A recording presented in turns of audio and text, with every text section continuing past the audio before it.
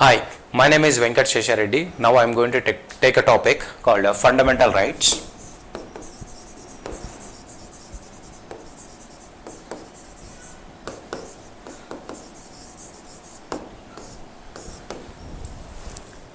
Let me take a brief history about fundamental rights and what is the necessity of these fundamental rights in our constitution and how they evolved and included in our Constitution of India. Before independence, we've been governed by different kinds of governance or administration. Some parts of it was kingdoms, and before that was some kind of anarchy, and after that it was East India Company and many different things throughout the history, maybe from prehistoric age to till independence time. We have seen one form or the other of inequalities and people treated unequally based on their position or maybe gender or maybe literacy rate or maybe by birth, caste, religion. All these are some of the examples where we had inequalities. Now due to these inequalities, people were not allowed to express themselves clearly what they are, and people were not allowed equal opportunities to enjoy their life, because every individual born free and each and every individual having the right to enjoy their life as the other person. We are not supposed to curtail anybody's fundamental rights to live from their own self. Now here, what is the motivation or from where we got this inspiration is from the concept of Bill of Rights from USA. Now these Bill of Rights are not as elaborate as our Constitution of India.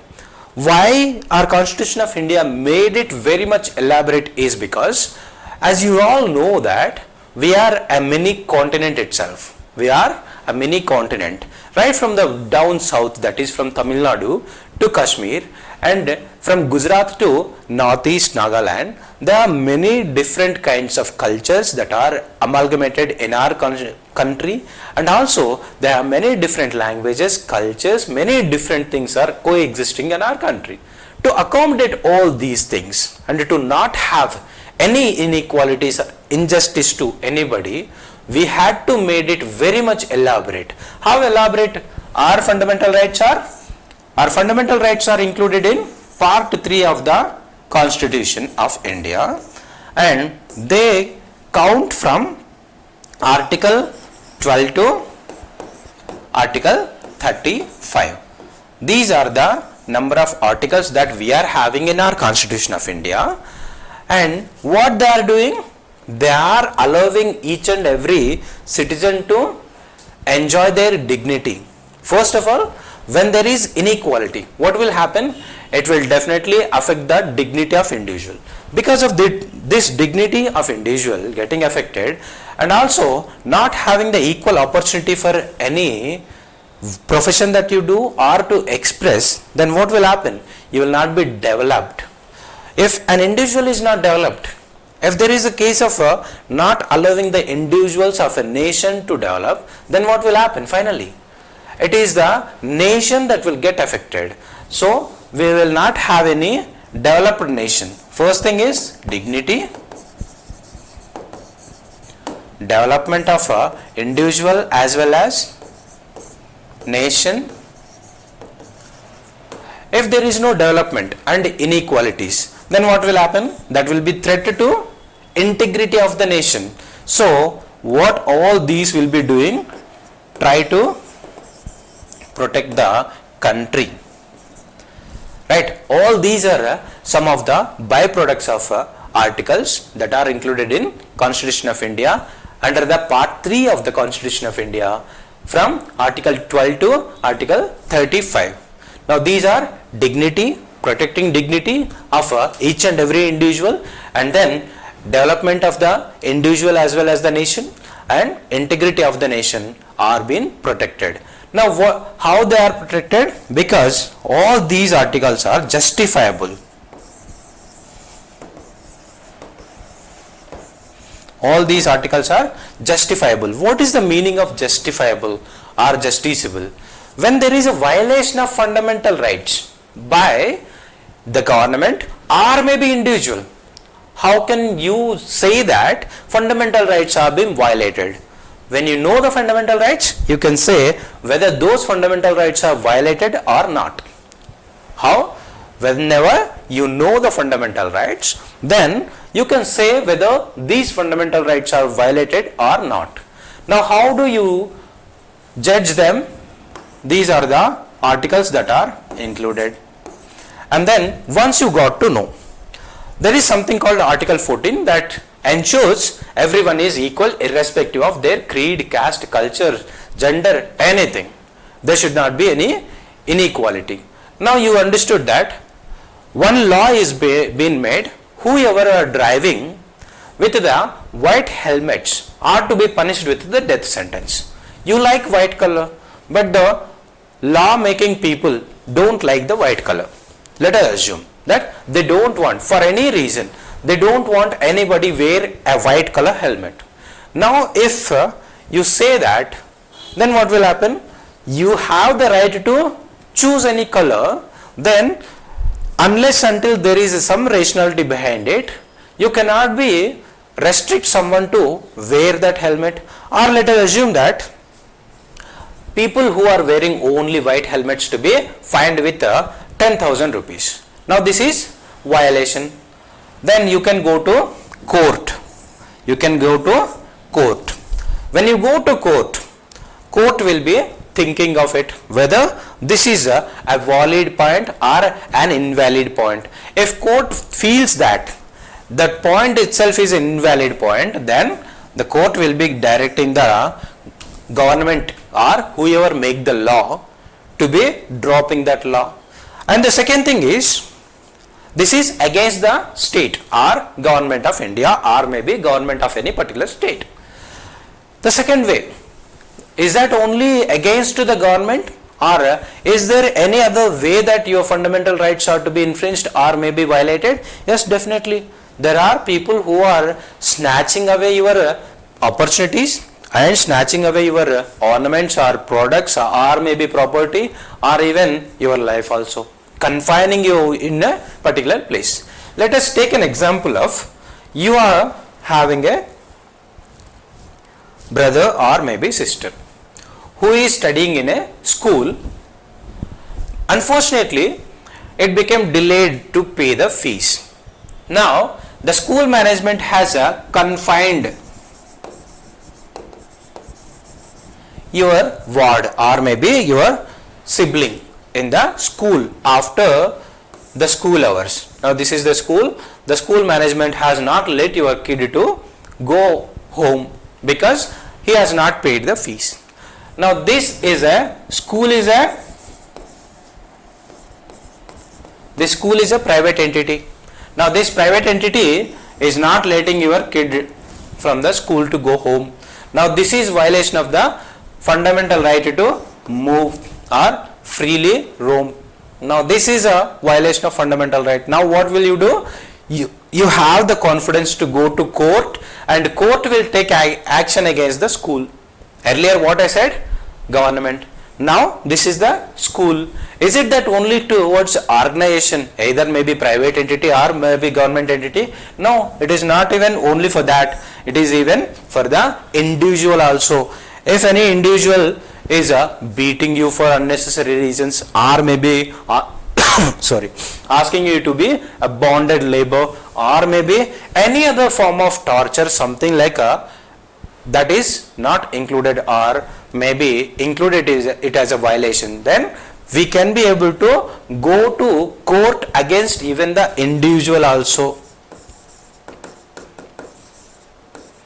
That means these fundamental rights are against to state, private entity and even against the individual also. Is it that these fundamental rights are completely unquestionable? No, these are only qualified but not absolute. The fundamental rights are justifiable. That does not mean that you cannot go to court, but these fundamental rights are not absolute but only a qualified ones. These qualified ones can be discussed in the court of law and decided by the judges whether they are a violation or not a violation. Someone may be going to court by saying that smoking in a public is my wish, and this is been banned by the government, but I can go and smoke in the public. This is a violation. Government cannot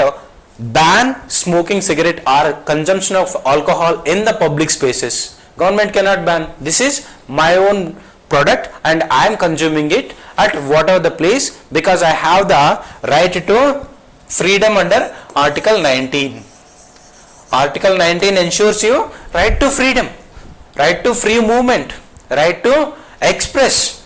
You can say that this is a kind of expression, this is a kind of right to movement. Now you cannot say that, because your right to movement is violating the fundamental rights of others, because passive smoking and public nuisance are causing some kind of inconvenience to other people who are equal to you, and they are also having the equal right to enjoy their own fundamental rights. That means we are not having the fundamental rights to violate the fundamental rights of others. We are having the fundamental rights to safeguard ourselves, our dignity and our opportunities, but that does not mean that you can be violating the fundamental rights of others. You have the right to life under Article 21. You have the right to life under Article 21. And some A, he is an individual, he is another individual. A is having a right to life and B is also having the right to life. You go and kill this person by saying that killing is my profession. That is been ensured in Article 19. No, this is not a profession. This is not a profession, and you cannot be able to take the life of any other person. The life of a person can be taken only based on the procedure established by the Constitution, and court of law only decides, but not the individual to do this. This is illegal. Now all these are some of the means that to describe whether it is absolute or qualified. Now our fundamental rights are justifiable but not absolute. Absolute means that may be violating the other's fundamental rights. So these fundamental rights are very much justifiable and these are qualified, but they are not absolute fundamental rights. Now here I used some of the terms called alien, state, individual. Now let me talk about what is the meaning of state. Under Article 12, Constitution of India describes what is the meaning of state. Is it that Andhra Pradesh state or Telangana state or Kerala state or Uttar Pradesh state? No. This is not the context that we are using the term state here in this context.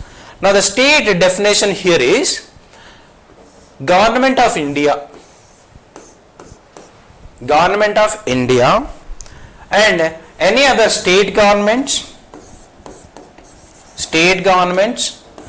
and PRIs, local bodies, Panchayati Raj institutions, local bodies, and then any other firms that are getting aid from the government, or government is contributing for the development of these organizations, like direct contribution is BHEL, GAIL, GAIL, SAIL, SAIL, all these are PSUs, and even some of the model schools are funded by the government, partially funded by the government, like aided schools. All these are some of the means, or maybe some NGOs that are getting funds from the government side to be implemented some government schemes. All these are coming under the definition of the state. All these are coming under the definition of state. What is the purpose of it? Why are we concerned about the definition of state? Whenever there is some legal entity, or maybe even all these expenditure or any auditing will be taken care by the COG for the legal accountability and even for the auditing purpose. For all means, it is being described the state. Article 12 is defining the state as a government of India, state governments, local bodies and any other forms that are getting direct benefit or may be contributed by the government fund. They are to be treated as the state. And Article 13 is describing, Article 13 is talking about whenever there is a law made by the government or law-making body. What is the law-making body that we are having in our country? It is a parliament and assemblies can make law for their own state. Now here we will be taking the use of a parliament. Now parliament is divided into executive, legislature. Now these executive is a semi part of the government, whoever are taking the decisions, council of ministers headed by the prime minister, and even president comes under this definition of executive. Now what this executive will be doing? Implement the laws that are made. Implement the laws that are made. And what is the legislative will do? Legislative will be framing the law. Now who is the legislature? All the members elected are being nominated to the Lok Sabha or Rajya Sabha, and even the President of India also comes into this legislature because they are discussing the laws to be made and there is a debate conducted and finally they are making a decision whether this to be made into a law or not. Right? Now all these members of the parliament, that is Lok Sabha, Rajya Sabha and the president, all of them are included in the parliament definition. So all these are the members of this law framing. Now these all law framing people will be doing only one thing, that they will bring up some law. Let us take an example that recently some of the fine imposed, heavy fine imposed on wrong route, no helmet and minor driving, all these are coming under the Motor Vehicle Act. That Motor Vehicle Act is a law that is being made by the Parliament of India. Now these law, let us assume that they have come up with some strange things. Only people with 6 feet height can drive two-wheelers and only people with 4 feet height can drive bicycles only. Something like that they have made the law. Now here you have been discriminated based on the height. You have been discriminated based on the height. Now they have made another law. People with a white color can drive any vehicle and people with black color they can drive only trucks. Now this is also violation of the fundamental rights based on the color, etc., etc. They have come up. Now Article 13 says that any law made by the Parliament of India can be reviewed by the court of law, that is Supreme Court. Now this Supreme Court, what they will do, they will go through all these things. If they are violating the fundamental rights or the basic structure of the Constitution of India, then they can be doing one thing that is called null and void. Null and void. Now this is the power of Article 13, that if there is any law made by the Parliament and then that is came into the society, there is all possibility tomorrow some person comes that I want to completely change the Constitution of India, I want to remove Constitution of India. How is this possible? There is an article called 368 allows you to amend the Constitution. Allows you to amend the Constitution. In this amendment, some new person comes in the future and says that I don't want a Constitution of India, or maybe fundamental rights in the Constitution of India, I want to remove them. This is an amendment. And earlier it used to be called that under the definition of law, Amendment is not a law. It used to be treated like that before Keshavananda Bharati case. Now after the Keshavananda Bharati case, what it is been concluded as, you can amend the constitution, and these constitutional amendments, whenever they are having its impact on the fundamental rights, or maybe federal structure, or maybe any other things that are comprising the basic structure of the constitution, then definitely that comes under the definition of law, and court can be declaring this law as a null and void. Got it? Till Keshavananda Bharati case, the amendment was not treated as law under the definition of law, but after that it is been also included in the nature of law only when it is treated to be whether that is violating the basic structure of the constitution or not. The next article is Article 14. Article 14 says right to equality. Now let me broadly describe or classify these fundamental rights into 6 groups. Article 14 to Article 18. These are comprised under equality. Equality.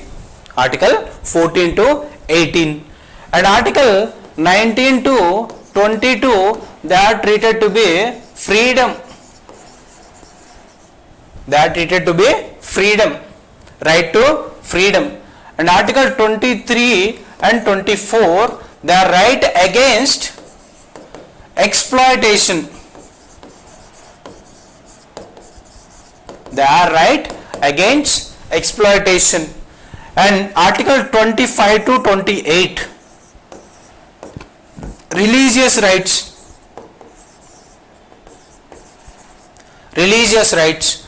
And Article 29 and 30, Article 29 and 30, they are cultural and educational rights.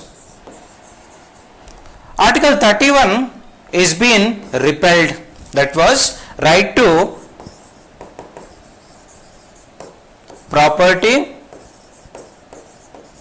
and it is being enshrined under the legal right as a 300A. But it is not the fundamental right anymore. That is been included in the legal right 300A. And Article 32, constitutional remedies.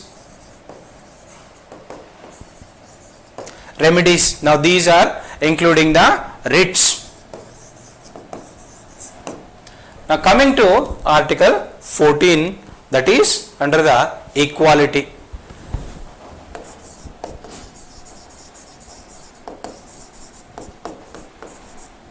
Article 14 says everyone is equal, every individual is equal, but there are some inequalities that are existing in our society. Then what you can say that, what is this? It's been quite a while that you are saying that everyone in our country is equal, and now you are saying that there are some inequalities existing in our country.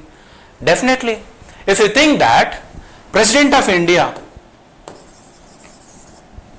is going on a road, now there will be definitely traffic, some constraints or restrictions for the public, and there will be convoy going on, and there is a like a Prime Minister of India or Chief Minister, etc., etc. There are some high heads of the government going on the road. There will be definitely some restrictions on the road, so that you will not be having any threat to these people in the first instance, and then there will be no blocking of these people in the public roads, as that if we wanted to travel from Madhapur or High-Tech City to Ashoknagar, or maybe one end of the city to another end, there may be definitely going around 3 hours time, wastage of 3 hours in the shuttle only. So this wastage will be reduced because they are working for ourselves only. That is the reason why there are some inequalities in this form. And apart from this, there is another thing, that President of India having some protection. Now this protection is in the form of, you cannot be proceeding any civil case against the President of India when the President is in the chair, or maybe you cannot be able to proceed or punish this President of India. Otherwise, on the other hand, we are having that legal liability irrespective of what is our condition. Likewise, there are certain inequalities that are existing. Now, what is this and what is the justice that we are having? Then this describes in two forms. One is equality before law. Equality before law and equal protection of law. Equal protection of law. These inequalities are existed in under Article 361 and 361A, and when it is coming to President of India, and then the other articles are 105 for the parliamentarians. All these are some of the inequalities that are existing. Now, equality before law means any individual, if they are doing certain things that are to be punished under the law, then all of them to be treated equal, irrespective of rich or poor, educated or uneducated, gender, etc., etc., everything. There is no inequality. But what is the equal protection of law saying? Equal protection of law saying that if equals to be treated equal, equals to be treated equal. Now, what is the meaning of equals to be treated equal? Let us assume there is a parliamentarian A, parliamentarian B and parliamentarian C. Now, if all these three are coming from different region, different religion, different caste and different financial background. Now, you like these two people and you don't like this person. All these three has given same speech in the Parliament of India. All these three given same speech, no difference at all. Just because you like these two people, you appreciated them, and you did not like this person, and even though this fellow is having some protection under the law, that nothing is been spoken in the parliament can be made him liable for that, because a democracy to be successful, you need someone to question that. Otherwise, if there is a fear in the mind to question the government, now presently we are having Rahul Gandhi ji in the opposition and Modi ji in the government. If there is no fear in the Rahul Gandhi's mind as the leader of opposition to question Modi ji, then only he will be able to question. Now let us assume that if he speaks in the Parliament of India, and once he come out of the Parliament of India, if he is having the fear in the mind that whatever I speak in the Parliament may cause my my life in the danger, like they can arrest me. Nothing you speak in the Parliament can be able to use it against you to arrest you, something like that. Now you like these two people, you did not arrest him, and you don't like this person and you are arresting that person. That means you are treating equals. These all are equals only. You are treating equals unequally, and this is saying that equals to be treated equal under these circumstances. But that does not mean that these people commit a crime like murder and they are getting some protection under the law. No, definitely not. Once it is been proved, they are subjected to the law of the land only. There is no inequality in such cases, irrespective whether they are a Prime Minister, President of India, or maybe even a beggar, anybody. And other things are like equal opportunity to go to school, equal opportunity to approach any public parks, or maybe equal opportunity to enjoy the life in any means that you are having, that is being ensured for the other. These are just some of the fundamental rights that we discussed today. Thank you. See you later.